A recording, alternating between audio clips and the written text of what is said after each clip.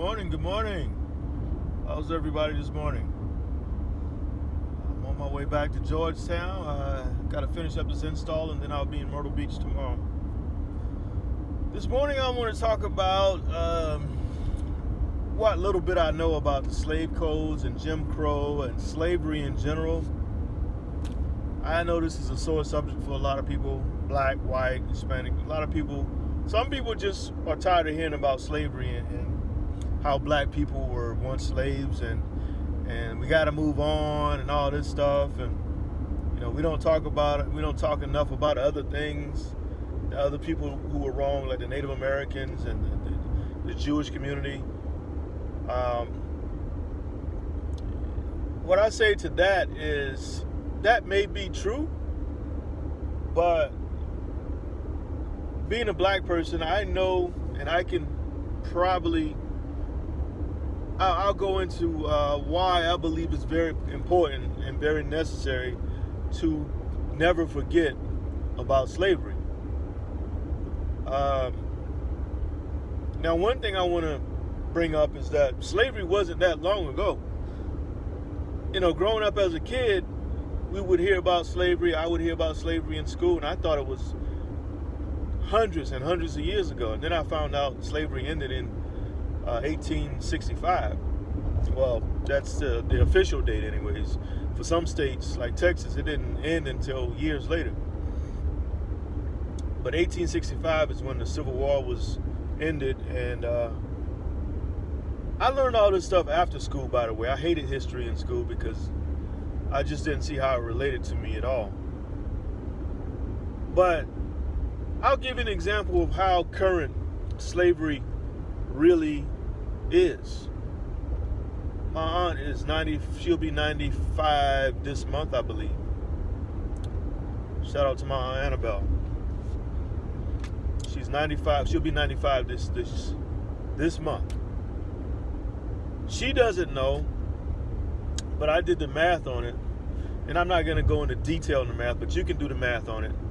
1865 is when it ended. She was born in 1926, so I think she'll be 95 in I think August, the end of August. So I did the math on it a long time ago. I'm driving, so I don't have time to figure out all the numbers, but I know I'm right. When she was 10 years old,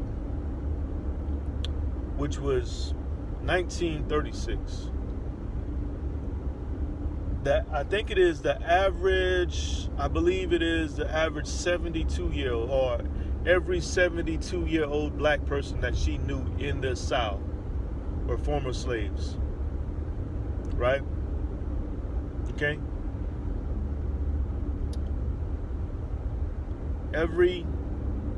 This woman is still alive. There are plenty of 95-year-old people still alive. There are plenty of, you got 100-year-old people still alive.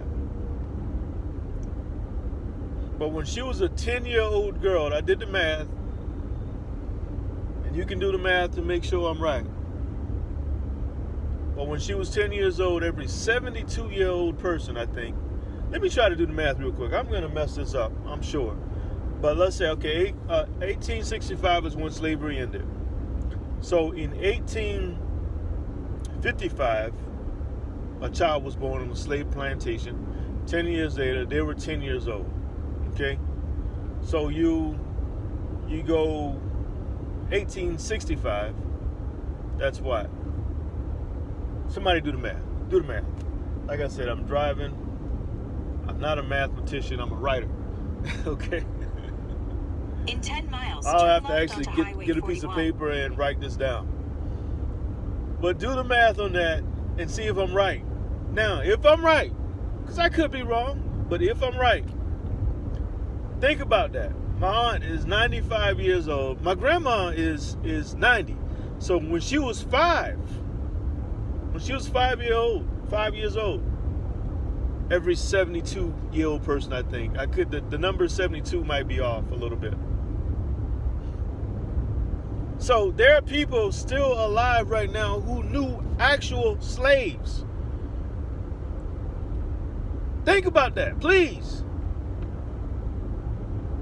Please try to wrap that around your your social media, YouTube, Facebook, TikTok, Instagram, Twitch, every day on your computer, on your devices. Wrap that around your mind, please, people. I'm passionate about this. That's why I write about, Jaja. That's a book about breaking the curse on the black race. Mech, that's a book about 5 African Americans going back in time to rescue a certain family out of slavery, a specific family out of slavery. I'm passionate about it. I wrote my first poem that I could think of. It was called I Walked with a Slave. I was walking down, me and my wife were walking downtown Charleston one day, and just like the Maya Angelou voice came to me the other night, I got a voice in my head and it sounded like a slave.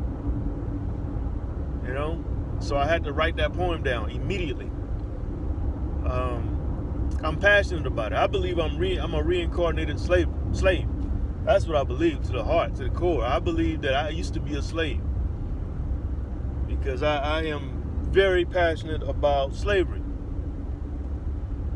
But please, for everybody who's alive and breathing right now in 2021, who's of a certain age, who is in their 40s, late 30s, 50s, 60s, 70s, think about that.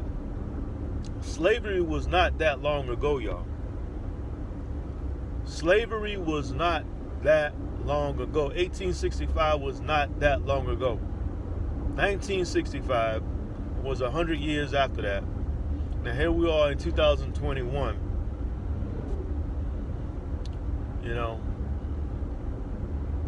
We still got people alive who knew slaves. Okay? There was a lady who visited the White House when Barack Obama and Michelle Obama were in the White House that came, and it was a little black lady, and she was dancing. She was in 100. She was dancing with them. Her dad was a slave. Either her dad or granddad, but I'm pretty sure she was in 100s. I'm pretty sure it was her dad. Her dad was a slave, people. So it wasn't that long ago. Let me get some water. I'm about to...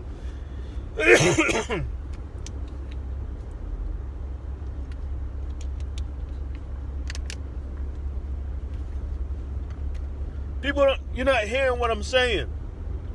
People are not hearing what I'm saying.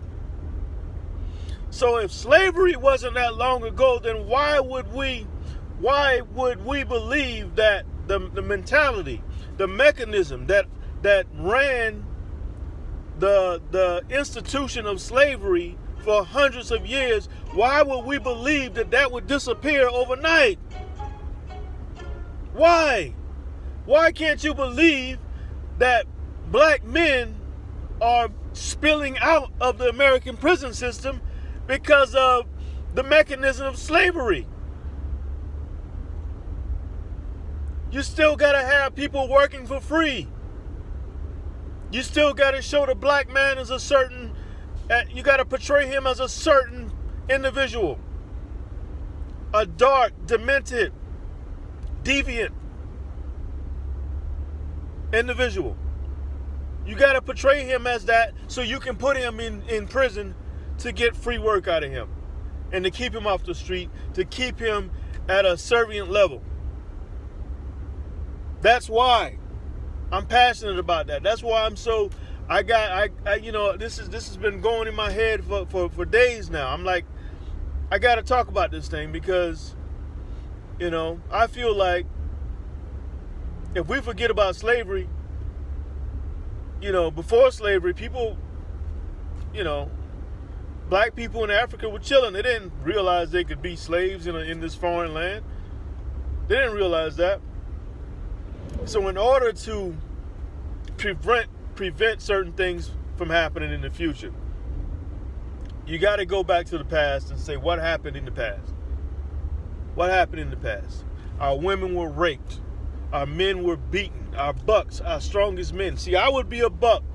I'm not that tall, but I'm naturally built. I got a strong back. I'm smart. Well, that's debatable, but I would have been a buck. You know, I'm not a weak individual. So they would have forced me to mate with other women, whether I wanted to or not. Please understand what I'm telling y'all. There's a lot of damage still in the black community. Native Americans too, yeah. Absolutely. Jewish people too, yeah. The only thing is, the biggest difference, okay? And we're not playing the game to see who had it the worst, okay? The biggest difference is, like I said, slavery was an institution that was implemented for 200 plus years. Longer than that, really. Longer than that. I think 1600, 1619, something like that. It was over 200 years.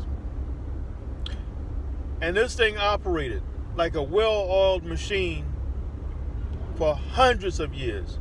The Jewish Holocaust, I don't even know. I'm not even going to get into how long it lasted, but it wasn't nearly as long. Native Americans, that was a huge tragedy, still is a tragedy. Native Americans still haven't recouped, and you know, they will never be the same. This country will never be theirs again. That's a huge tragedy. You know? And there's no but about it. All I'm saying is that the difference between the three is that there was an functioning machine going for hundreds of years to keep black people in a certain position. You know? So why would, you know, a war is going on to keep black people in the subservient position against the North and the South. The country is divided. All of a sudden the war has ended. So now everything about slavery ends? No, it's not going to end until we address certain things. Black people need counseling. Black families need counseling. Black women need counseling. Black men need counseling so they can figure out what's going on internally. We have some internal scars that's healed over and healed over again. More scarring, healed over again. This is real. This is real. I don't mean to, you know, be so, I guess, I'm kind of, you know, it's one of those things that's been in my mind for years and years. Now, I'm not married to an African American woman because it just so happened that I fell in love with a woman who's Native American and Spanish. The Spanish people, the Mexican people, they have had it rough too. This country has. You see, the thing is, now I can say that I love my country. I've been to other countries, you know, and I was watching Joe Rogan the other day, and he was talking about how great America is and this, that, and the other. And he's right. He's absolutely right. I forget what episode it was. But we cannot continue to ignore turn left. What this country has done. This country has done a lot of damage to get to where they are. In the South in particular, black people built the entire South on our backs. This country is stolen from the Native Americans. That's the facts. Let's call a spade, you know?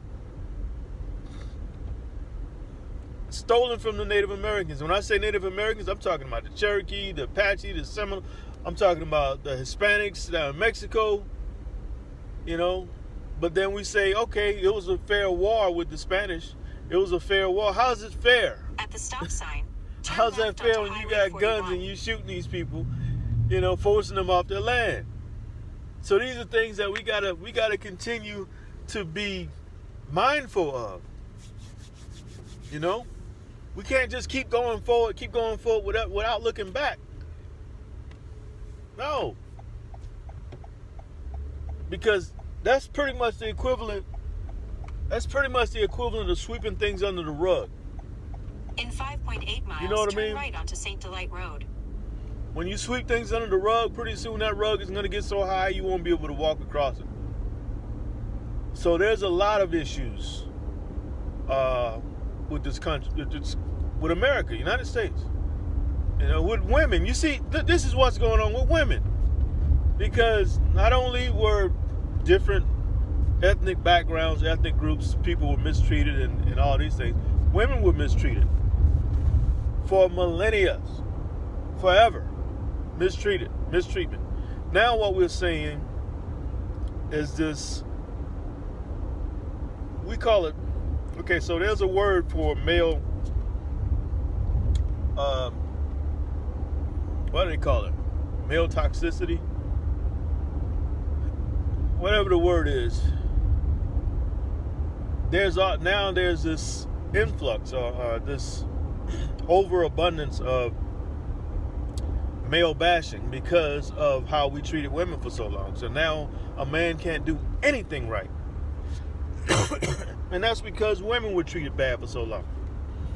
You know what I mean? There's a balance to everything. There's a balance for everything, and if you don't balance things out, if you're riding around with tires that are not balanced, you're going to be bouncing all over the road. And you're going to continue to bounce until you balance those tires. I'm a mechanic, so I like to compare things to mechanisms. And that's just a fact.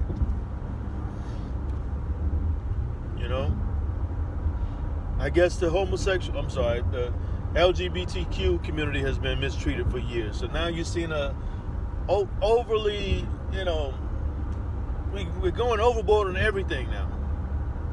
Lil Nas X is doing the most, man. And to speak, to bring him up again, oh my God.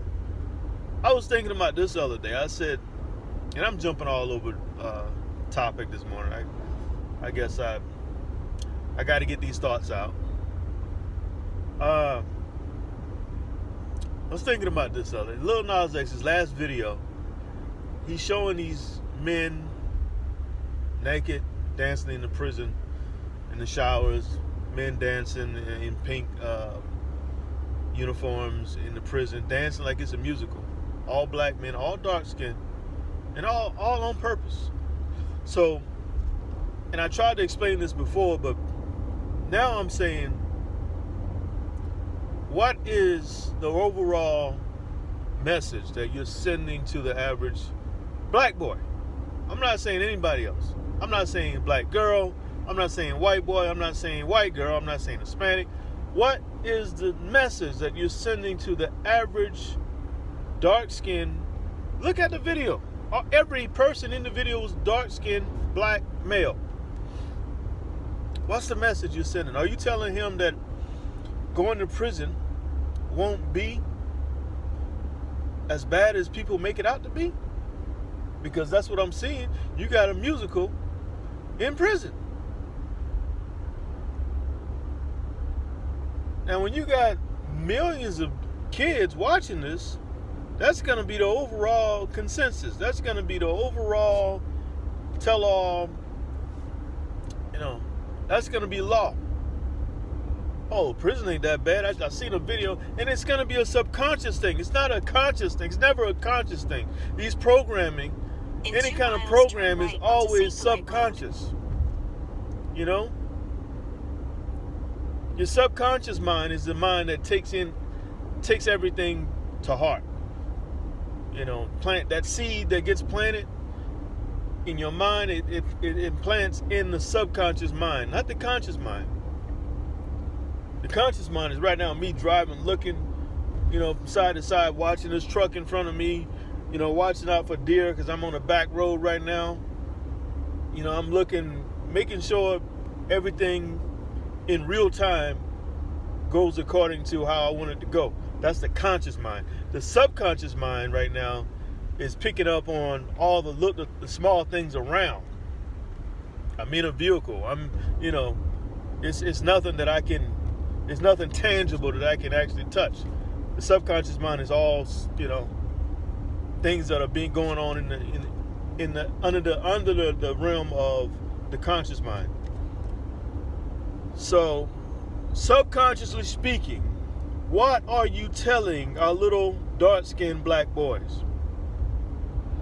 What are you telling them, Lil Nas X? I'm asking you personally, because you're old enough, you're smart enough. You should be smart enough. I don't know. That's debatable.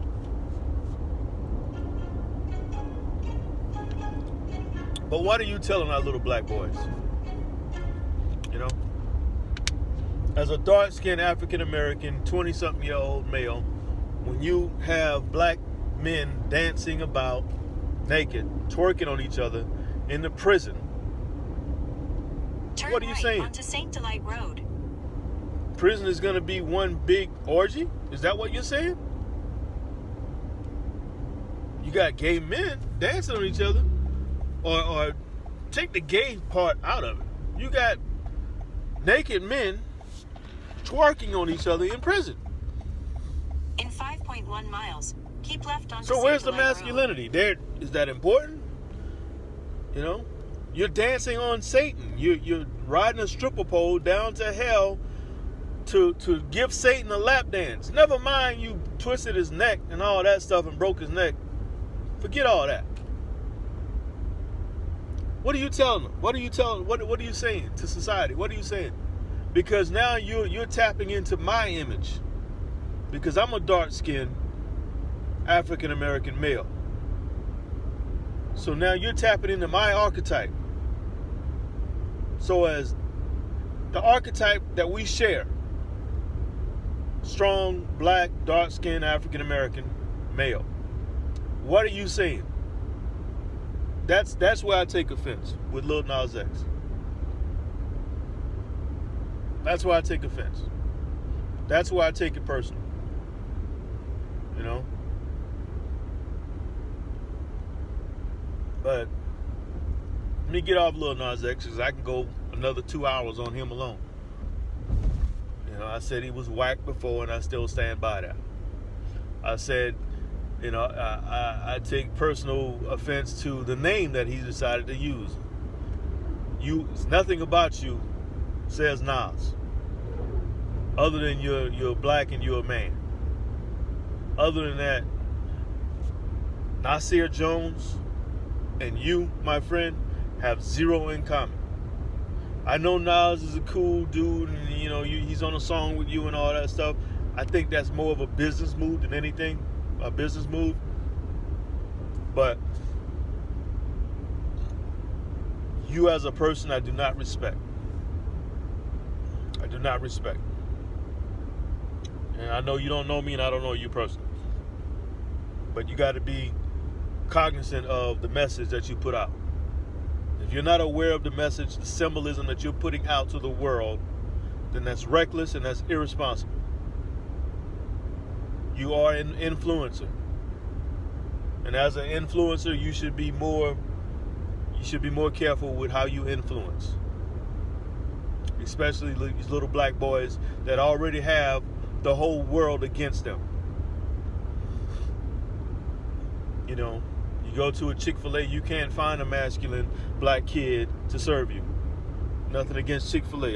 Shout out to Chick-fil-A. But find me one masculine black male at Chick-fil-A, and I will personally buy an airplane ticket to go there to see him, because it would be like a freak animal at the zoo. Not one. Every time I see a black male at Chick-fil-A, I already know, how you doing, sir? Okay, how? Let me take you out there. Nothing against that. It's nothing against being sensitive, being any kind of way you want to be, being yourself. But my question is, why are you only choosing that type to represent your chain? You know? Is masculinity, that's a crime? I don't get it. Because masculinity has been around since man has been around. If it wasn't for masculinity, hell, it would be total chaos right now. And I say that because the man has always been, I'll say this, This is a scenario I had the other day. I got a little drive this morning, y'all. I'm sorry. It's 25 minutes. It may go another 25 minutes. I don't know. But I'm just, I got a lot to talk about. So I had this scenario in my head the other day. Let's go by instinct. I'll tell you this story and then I'll tell you another story. Let's go by instinct. If we go by our instinctual nature, you're on the airplane, it's a couple, man and wife, or a boyfriend and girlfriend, whatever. And this is in relation to masculinity and why it's important.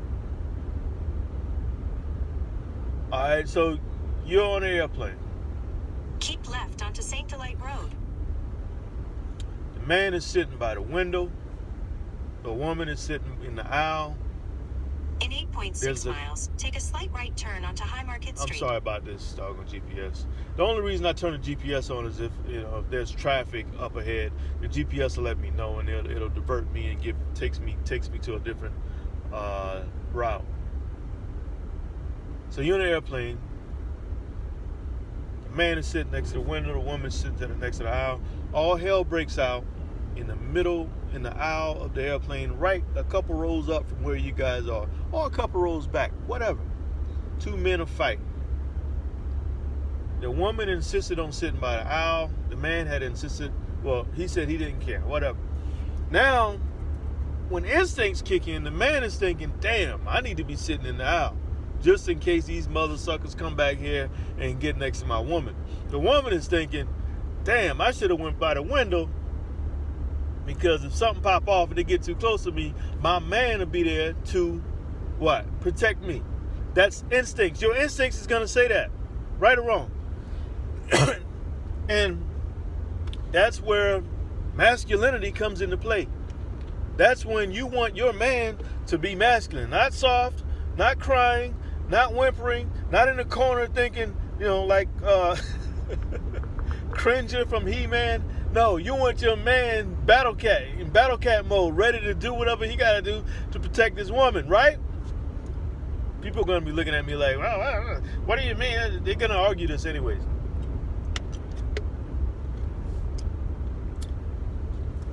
Now, this is a real life story. Me and my wife riding bikes. We riding bikes, country road. We ride bikes every single day, and we were riding our bikes one day, and we're going down this road, country back road in the country. And all of a sudden, we get to this yard, and there's a family out in the yard. And all of a sudden, this dog sees us riding our bikes, and the dog comes running, charging towards us like she meant business. It was a female dog. She meant business. And it happened so fast because as we was going around the corner, I see the family in the yard, and when the dog looked up, I'm a country boy, so I already know what dogs, they go into. Dogs, they have instincts. They're going to their instinct. I got to protect my master and whoever, the family. So the dog come charging up. And my wife is like, oh my God, she's in front of me. Instincts kicked in. First thing I did, jump off the bike, took my bike, and used it as like a shield to get between me and the dog. But guess who's behind me at this point? My wife. And all of this happened in a matter of seconds. I didn't have to think about it. I didn't have to brainstorm. There was no plan. It just happened just like that. See, that's women and men. That's nature. That's how God made us. That's how time and evolution, over years and years, thousands, millions of years, whatever the case. When the dinosaur broke into the village, the men said they put up their hands and said, women, children, get the hell out of here. We men, we got our spears, we got our bow and arrows. We know what to do. That's instinct. So when we say masculine toxicity, or whatever it's called, we got to be careful what we wish for. Because we got all these alien sightings and all these things. It might be another threat out there. You never know. Now, we get some aliens that land on this planet, and everybody's soft now. Everybody's, we're all peaceful. We meditating every single day. Nothing against meditating, yoga, and all that stuff. Nothing against all that. I meditate. I pray. I believe it. But when it comes down to it, when a man has to be a man, when a male has to dig deep and bring up that testosterone, by nature, by instinct, no thinking, no planning, when that has to happen, you want that to happen. You want that to happen. If you're out there hiking, the man, woman, 3 kids, 4 kids, whatever, 1 kid, you out there hiking and a bobcat jump out, hell, it may be a good fight, but you want somebody to put up a fight while the woman and the kids get the hell out of Dodge. And that's what men instinctually know how to do. If your man don't know how to do that, you need to have a conversation with your man.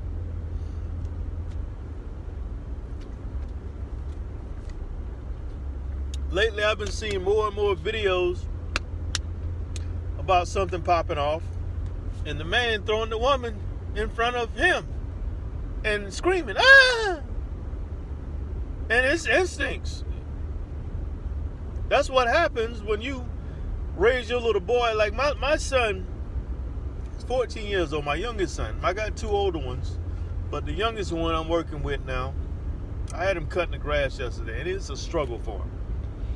It's a struggle. That lawnmower is kicking his butt, man. He's 14. He's about 165 pounds, if that. I think it's about 165 or something like that. He's bigger than what I was when I was 14. But that lawnmower is kicking his butt. But as a man, as a young boy, rather, if I don't give this kid some kind of struggle right now, that's child abuse. If I don't give him some kind of struggle, if I go, because I want to instinctually, I want to go out there and cut the grass. I cut the grass better. You're still on the fastest route. You see, the GPS just told me about a lane closure, but I'm still on the fastest route, apparently.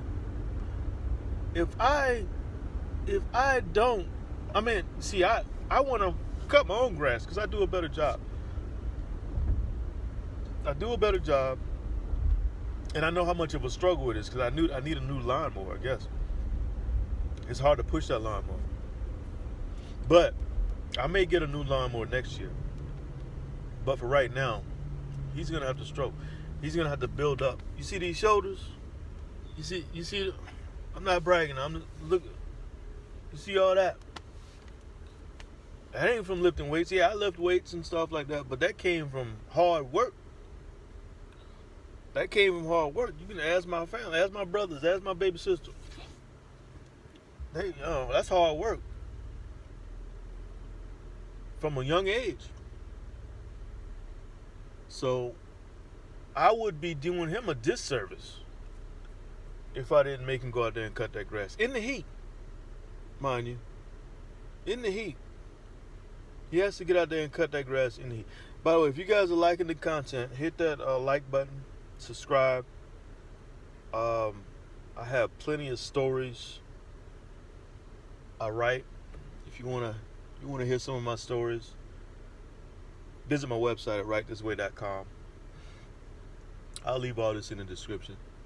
But if he wants to, if you want a man, you got to give that little boy some struggle.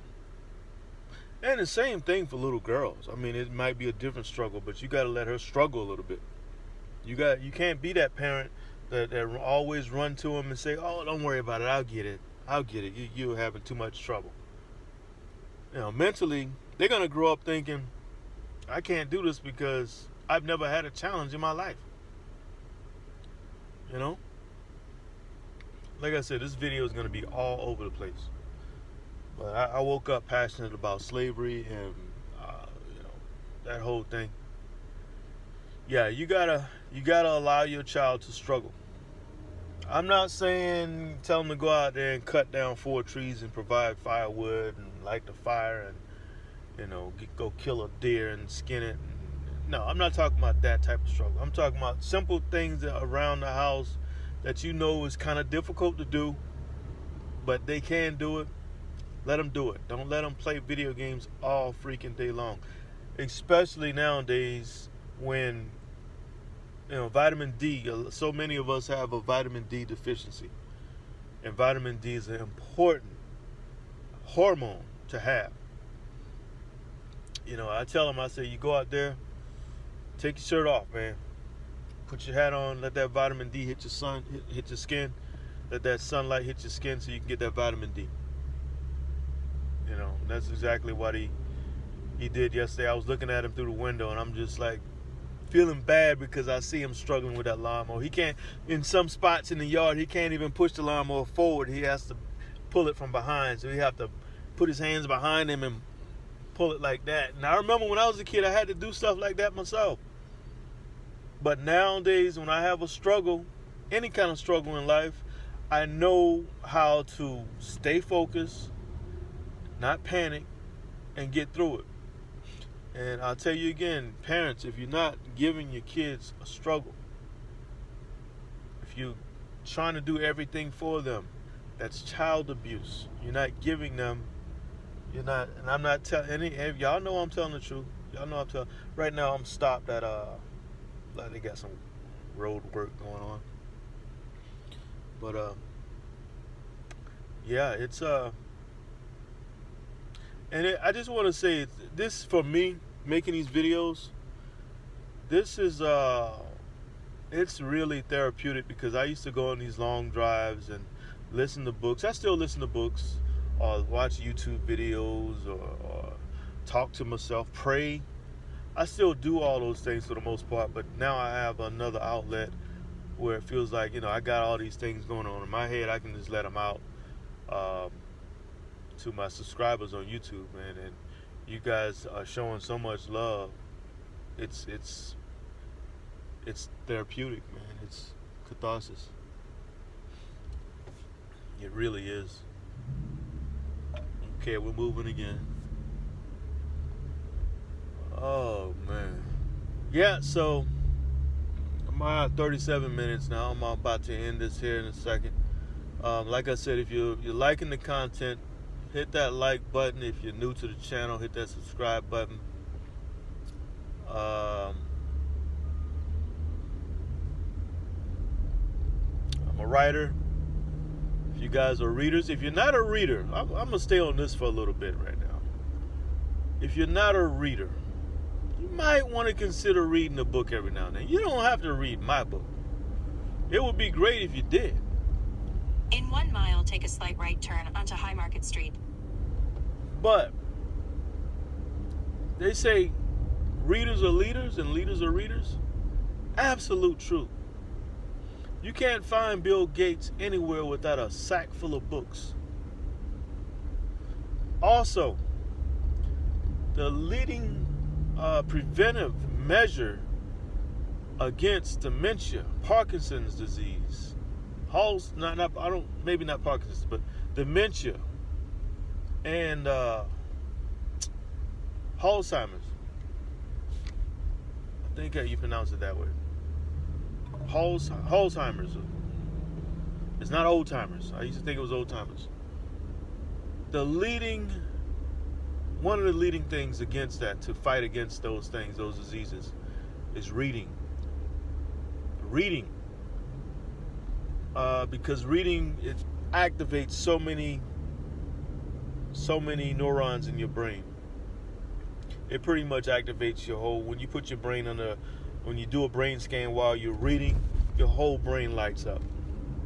In essence, that's providing blood to all those needed areas of your brain when you're reading, when you're engaging in using your imagination, you're using your eyes, and it's a powerful tool to fight against so many neurological diseases, neurological ailments. So I'll say again, if you choose not to get one of my books, that's fine. But pick up a book Use the right lane to and take a read. I slight don't right care turn onto if High Market it's the Street. Three Little Pigs. I don't care if it's Little Red Riding Hood. I don't care if it's Hansel and Gretel. Shout out to the Grimm's brothers, Hanau, Germany. Or Brother Grimm's, I can't remember how it goes, but I was stationed in Hanau, Germany for 2.5 years. That's where those brothers are from. And I went downtown a couple times and saw their statue. Never thought that I would one day be a writer at that take time. a slight left turn onto Church Street. But I guess there is some kind of significance there. This German girl, she took me downtown and she said, she had a heavy accent. She said, "Anthony, you do not know who these people are?" I was like, "No." She said, "These are Hansel and Gretel, the author. Hansel and Gretel, the author. I think they also wrote Little Red Riding Hood." But yeah, reading, people. Read the newspaper. Read something. Put on some glasses. Because I know you guys, I'm in my 40s now. And it took me a while to admit I had to break down and buy some readers. I had to do it. Put those glasses on. And fully embody your older self, because that's who you are now. You're never gonna have great eyesight again. Put the glasses on. Go grab you a book from Walmart. If you want to support me, I would love it. You can, if you go to my website and order a book, you'll get a signed copy. If you go to Amazon and get it, it won't be signed, but I still get some of the money, like 50 cents or something like that. It won't be a lot. But reading is important. And as I'm telling you this right now, people are looking at me like, reading? I can't do reading. I can't do that. Okay, you don't. If you live to be 70, 80 years old, you don't want to be that person who's lost his mind or her mind because they decided not to read. You don't have to read a whole book at one time either.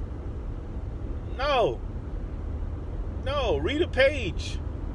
Read a page. You know, you read that page, next day read another page. It might take you a whole year to read one book. So what? You did it. You did it. Readers are leaders. I'll say it one more time. Readers are leaders. And if you want to prevent certain neurological ailments from occurring in your old age, reading is the key to that. And if you want to support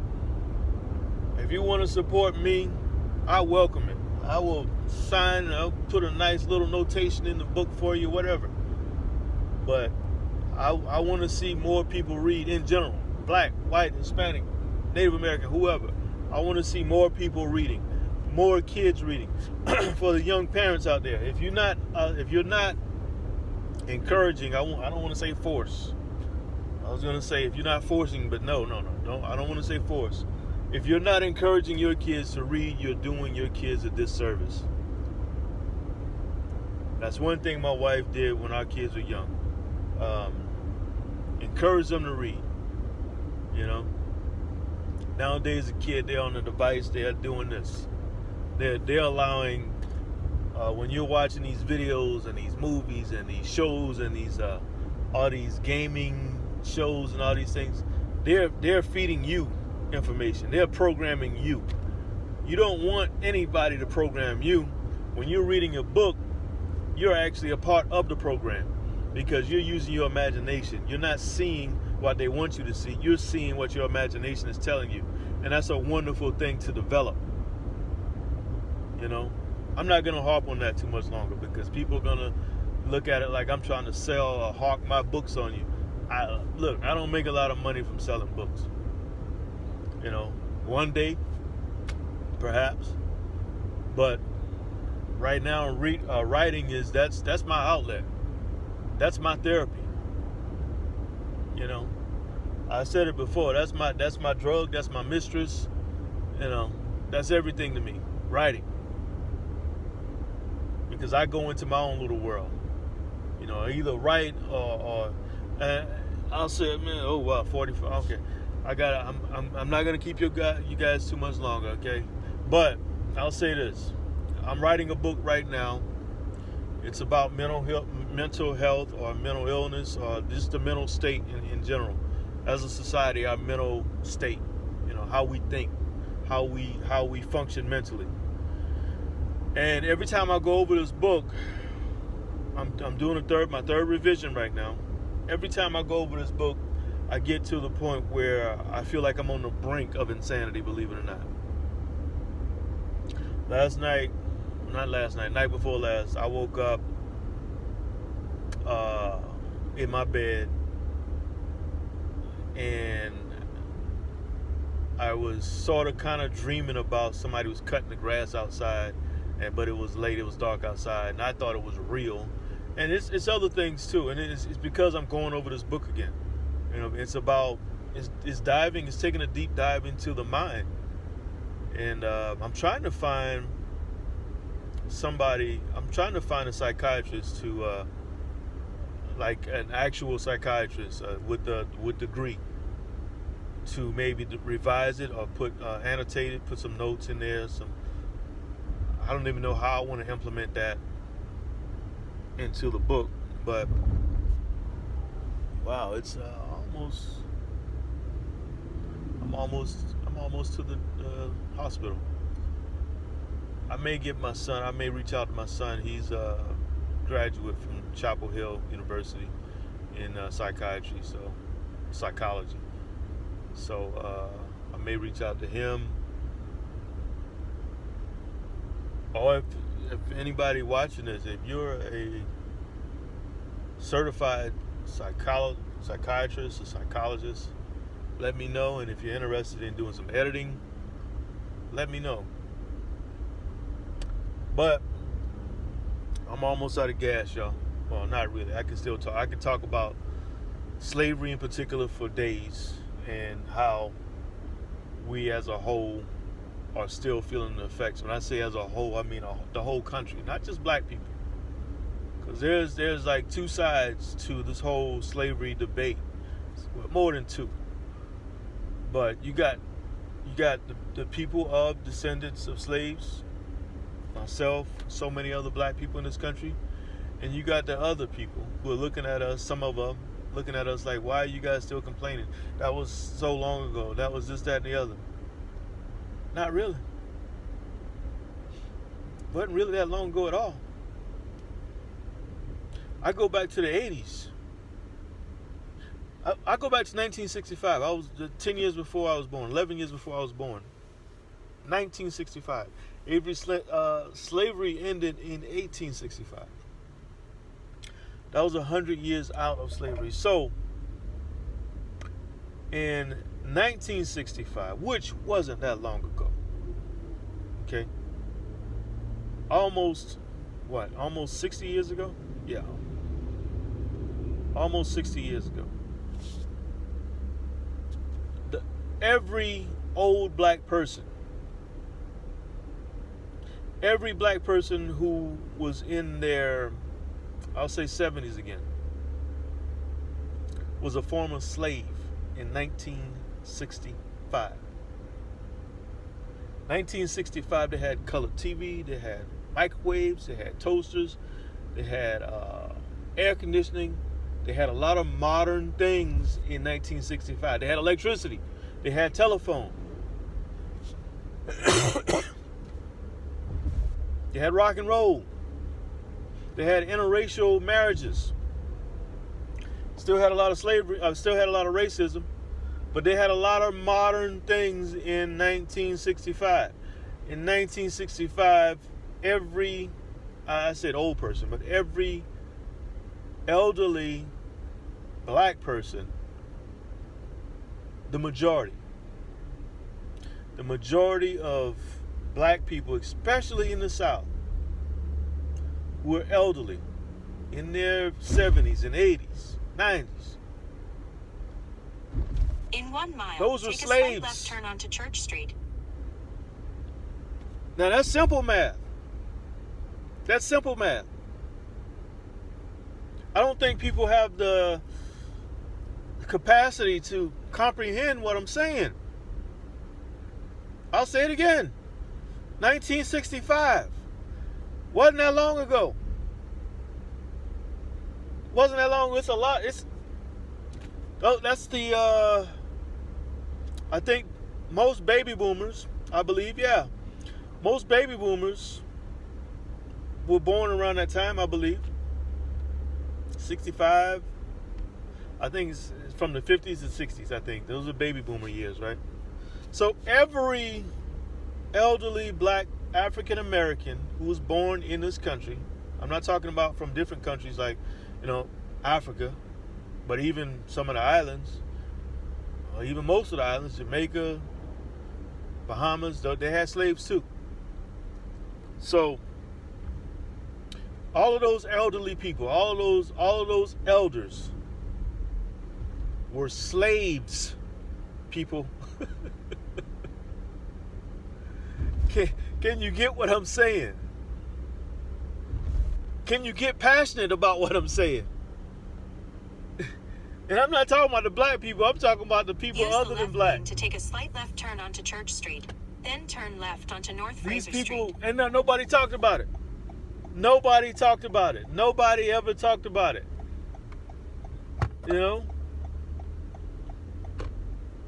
Nobody said, yeah, child, baby, talking to the grandkids. At the light. 20 years ago, I was a slave. They didn't say that. They didn't talk about it at all. And you know why they didn't talk about it?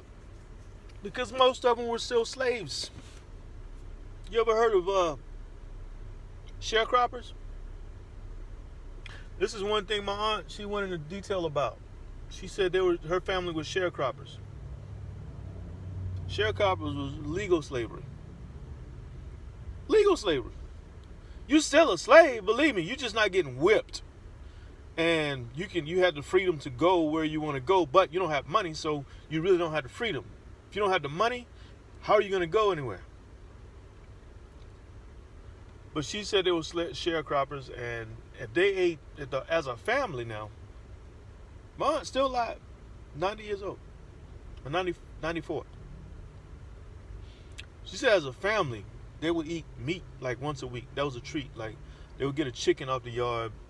And that family, they had like 12 people in their family. Come on. All right. I think it's 12, 13 heads of kids, whatever it was. It was a lot of people. Oh crap! I just did this again. I'm always missing this turn. Continue straight, then use the left lane to take a sharp left turn onto Black River Road. Let's turn around today, because that sharp turn up there is a really sharp turn. I'm talking really sharp, man. I'm not doing that today. Just turn right. Whip in Burger King real quick. Bust that Yui. At the light, turn right onto North Fraser Street.